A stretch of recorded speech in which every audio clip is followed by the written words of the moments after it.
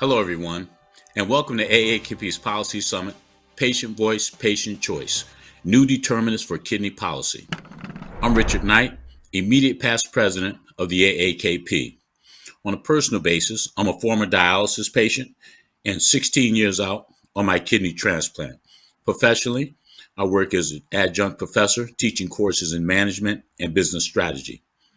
Much of my background is in the public policy arena, working at congressional operations based on my experience on Capitol Hill, where I served in various roles, including communication, policy, and as a legislative director. While working in the U.S. House of Representatives as a top aide to a congressional leader, I had the privilege to serve as liaison to the Congressional Black Caucus and was involved in significant policy work with the House Energy and Commerce and Small Business Committees. These experiences have provided me with a framework and a background with a valuable set of skills that I've put to use for AAKP on kidney policy issues over the past decade. However, you do not need to be a professional policy expert to get involved in the policy process. You simply need to be an informed patient. Take the time to study important issues that affect you and your fellow patients, and take advantage of AAKP's free online advocacy engagement skill development training programs. Your voice and your vote can lead to important changes. If you are not a member of AAKP, please join us. Our membership is free. Just go to the link shown at the bottom of the page and sign up today. Furthermore, I want to encourage you to sign up for AAKP's alerts to AAKP's Action Center at the website that's now showing at the bottom of your screen. AAKP will keep you up to date about latest policy issues that affect patient care, and with one click, you will be able to contact your state representative, federal agency leaders, and many more who need to hear your perspective and your unique patient insights. Now, I'd like to introduce our session titled Vital Signals, Kidney Stakeholder Policy Priorities Impacting Patients.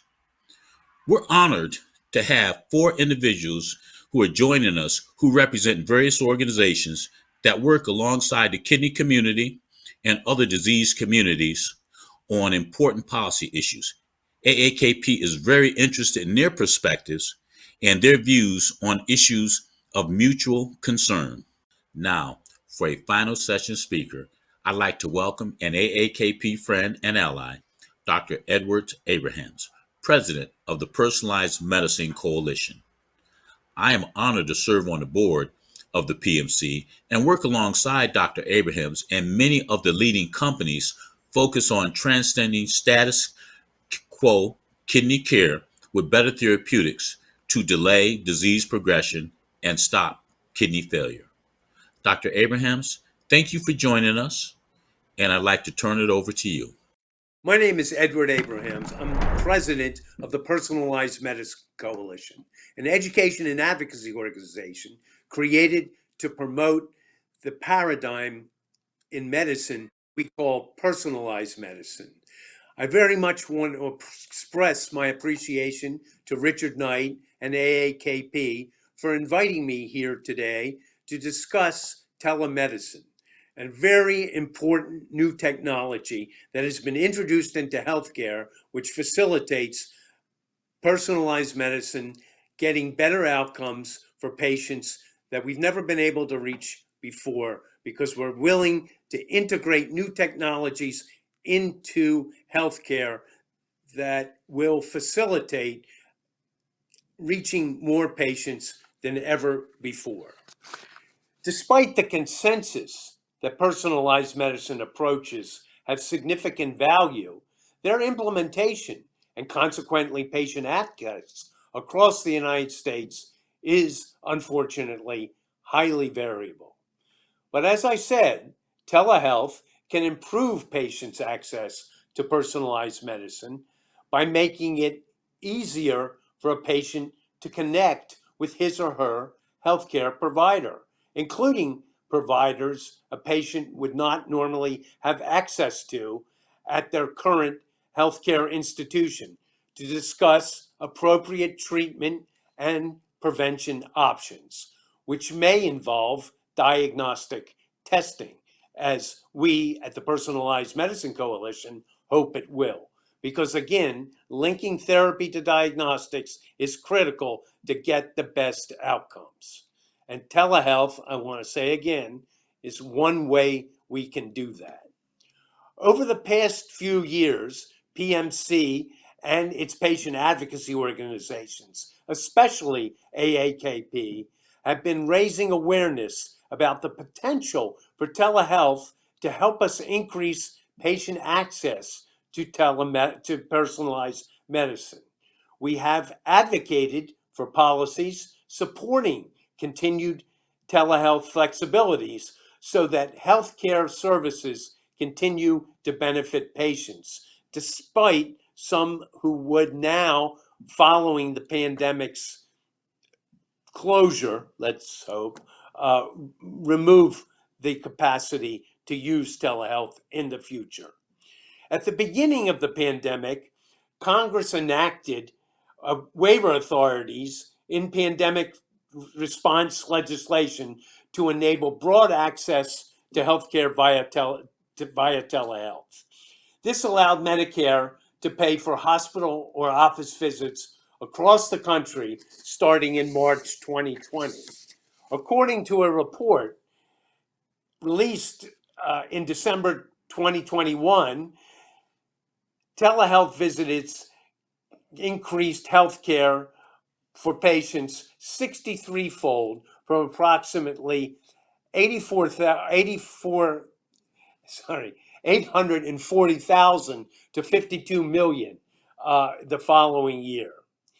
Patients face many challenges in accessing personalized medicine and the appropriate testing services, ranging from coverage and reimbursement policies and socioeconomic determinants of health to provide varying degrees of expertise with genomics and navigating related options for patients.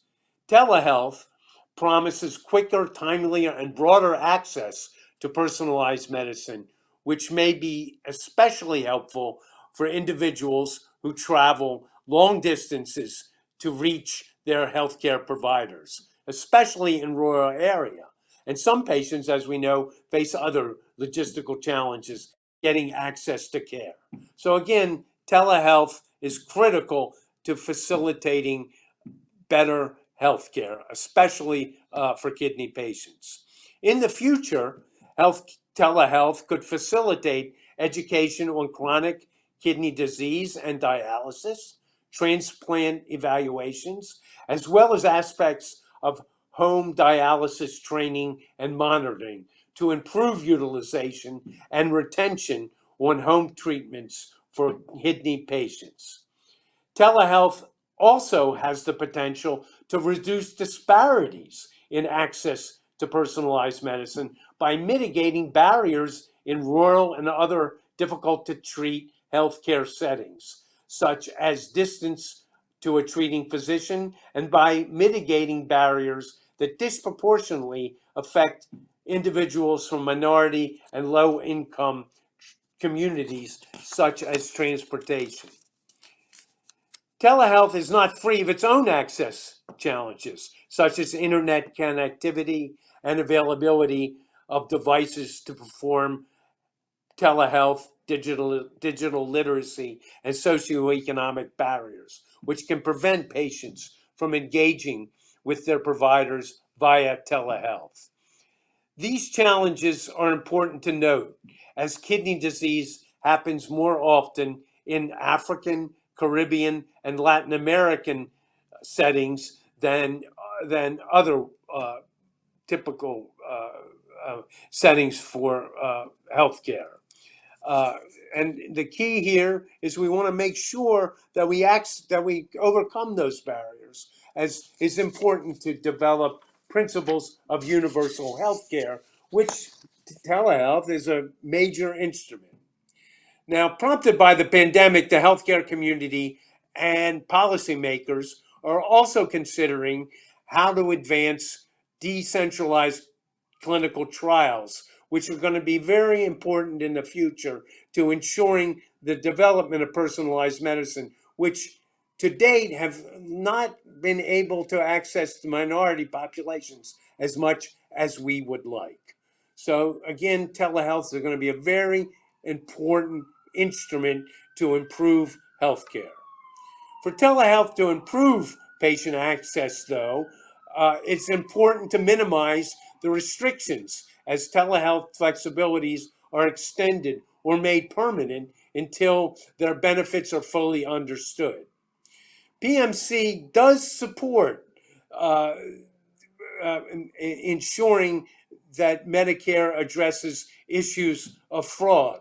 But we want to make sure it does so in a way that does not limit this very important advance in increasing access to healthcare and therefore personalized medicine.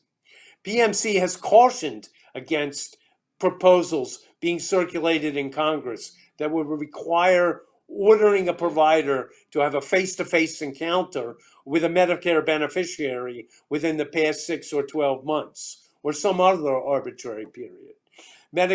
Before Medicare could pay a claim for reimbursement, for example, for a quote-unquote high-cost laboratory test. Diagnostic tests, including laboratory and genetic tests, would be impacted by this proposal. These tests are the foundation of personalized medicine's approach to healthcare. Again, we want to know for whom a therapy is going to work and for whom it won't work. And getting access to these diagnostic tests is going to be and is critical. Any limitation on them, because we're concerned about fraud, for example, would be a setback generally for patient care and development of a better healthcare system. We do understand the rationale for an in-person requirement is to prevent fraud, but Medicare, we argue, has a host of other tools that it can be used to address access issues, to address fraud and abuse and permit greater access.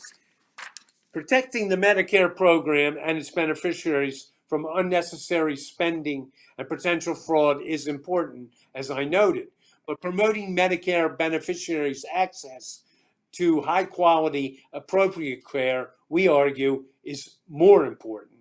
And we want to continue to see that developed. And we don't want to see these arbitrary programs, arbitrary proposals to limit access to telehealth, which has worked and will work better in the future, limited. With the end of the healthcare emergency, hopefully ever closer, we're at a critical moment to shape the future of telehealth and to use it wisely to promote the principles of personalized medicine. We must do so in a way that increases access to personalized medicine and benefits especially kidney patients in the future. So again, I want to thank AAKP for this opportunity to share with you our views. And I also want to thank AAKP for being part of the Personalized Medicine Coalition and effort to advance this new paradigm, which we think holds so much promise for patients in the future. So thank you very much for this opportunity today. Thank you, Dr. Abrahams. A great presentation to close out the session.